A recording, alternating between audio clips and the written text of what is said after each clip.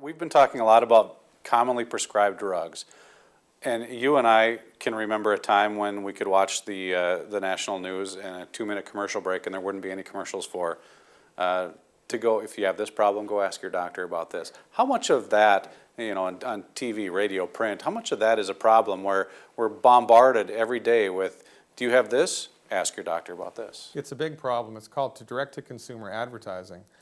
I believe the United States and one other country, don't quote me on this, it might be Canada, but I don't know. I believe there are only 2 countries in the world where this is legal. You can't do this, and you can do it in the United States, though.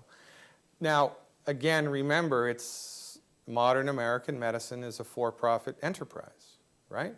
It's a for-profit enterprise. Well, why do the pharmaceutical companies do this? Because it works. They wouldn't do it if it didn't work.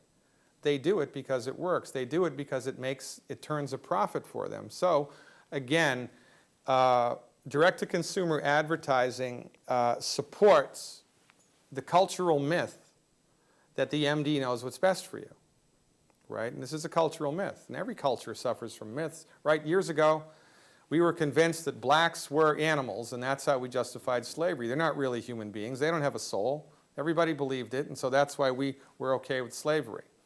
After that, it was you can't have a valid, thriving economy unless you have childhood labor.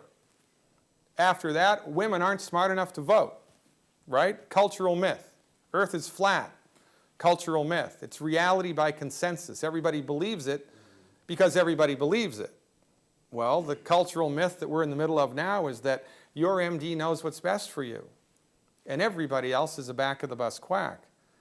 The most dangerous part of the direct-to-consumer ads is it reinforces this cultural myth that the MD is, in fact, your go-to person for all things medical, when, in point of fact, they are not.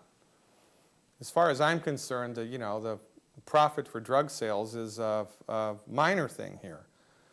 The major thing is that direct-to-consumer ads reinforce the false notion that the MD is the king of the hill, and it's killing people.